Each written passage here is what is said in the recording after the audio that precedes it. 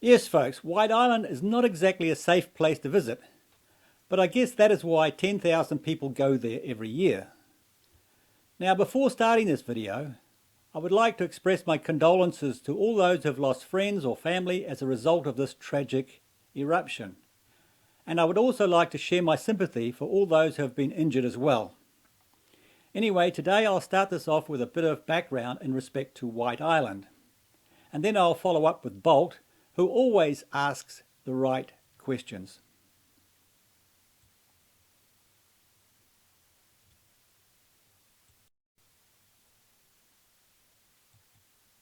Well, Whakaari White Island is New Zealand's most active volcano, but that hasn't deterred tourism. Wilhelmina Shrimpton has more. It's barren, unpredictable and unforgiving, with the potential to take out anything in its path. An eruption of that size could easily throw out basketball-sized rocks 500 metres from the vent. Tours have been running for the past 3 decades, with 10,000 people visiting each year. Yeah, now I never knew that until today. Vessels dock on the eastern side. Tourists then walk straight from the beach to the centre of the active volcano and stand on the crater's edge. This is where a webcam captured people yesterday, just an hour before the... Yeah, and you can see them there. Wow, and they really are close, aren't they? Eruption. The walk takes up to an hour and a half to complete before returning to the landing. Helicopters are parked just near there, and that's where a volcanic air chopper was destroyed. So it sounds as if it's not just the hydrothermal system that's popped, but also you've got some fresh magma that's come through as well. So, you know, that's going to be something like 800 or 900 degrees C.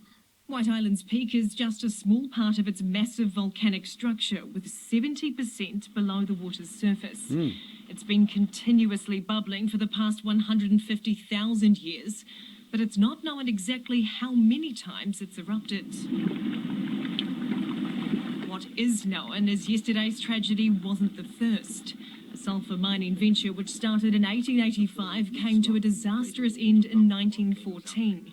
The eruption which followed blew a hole in the crater side, releasing a cascade of boiling mud and rocks. 12 men were killed and the miners' village destroyed.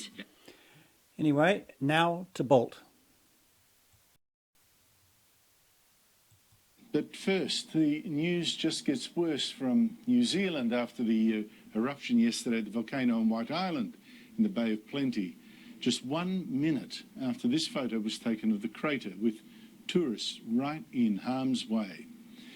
The death toll is now believed to be 13, with others critically injured. 5 people are confirmed dead and 8 more are missing on the island, presumed dead. 11 Australians are believed to be among those dead or missing. Now, I didn't realise that many before today. Including this man from Adelaide. His wife is severely burnt.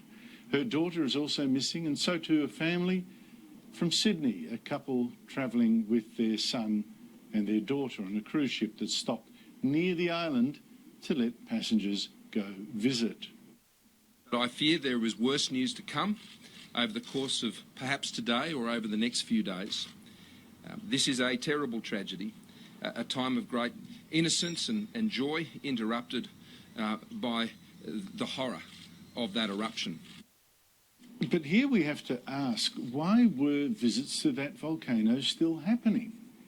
47 people were on that island when it erupted, and 31 of them were injured, 27 of them with more than 30% burns, plus those 13 people dead.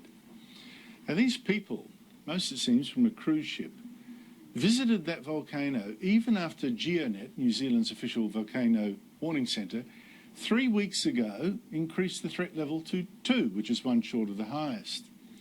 Just a week ago, GeoNet again warned that moderate volcanic unrest continues at Whakaari White Island, with substantial gas, steam and mud bursts, and it kept the volcanic alert level at level 2. Now, if people knew of that danger and they still took the risk anyway, that is their right. Let us not ban danger, and let's not ban risk-taking. We're not children. And that is exactly what I'm afraid of. our knee-jerk reaction Prime Minister will ban it, even though people are probably more likely to die in an earthquake in New Zealand. But how many of those victims did know the risk, the real risk? How much did they really understand it? And these days, I think many people have no idea of the power of nature. That's true. Not these days when we even fancy that we can change the climate. But guilt or blame, I think New Zealand's Prime Minister Jacinda Ardern is right. She says these are questions for the future. For now, the focus is on the victims. But flights over the volcano see no sign of more survivors, no sign of life there, and police do not dare land to look closer and retrieve more bodies. Not when the experts say there's a 50-50 chance of more eruptions soon. The advice we've been given is we need the drone to fly over, look at or capture the gases, and the gases are analysed, which then will tell us a story about the safety or not of the island. Now, that makes even more extraordinary something that has come out of this disaster, something I think is inspiring, something that, look, strange though this may sound, with so many people hurt and dead or missing, there's something that does still speak to what Christmas is really about. I hope I'm not too soon in saying that, with so many people grieving and still hoping against hope. But yesterday, when the news went out that White Island had exploded and people were badly hurt, the crews of 4 helicopters and some medics made an incredible decision. They decided to risk their lives to land on a volcano that could erupt again any moment. They knew that. And they went to search for and rescue the injured. This was heroic. Yeah, it certainly was. And it actually gives me more faith in people.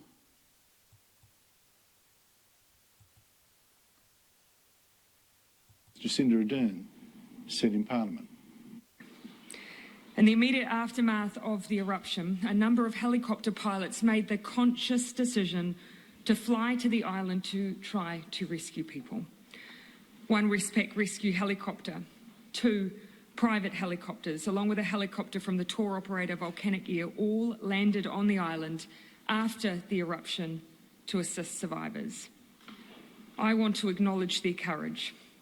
In their immediate efforts to get people off the island, those pilots made an incredibly brave decision under extremely dangerous circumstances.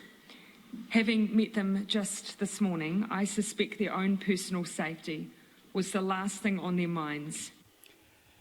Yeah, now that's the first decent thing I've heard come out of that mouth of teeth in a very, very long time.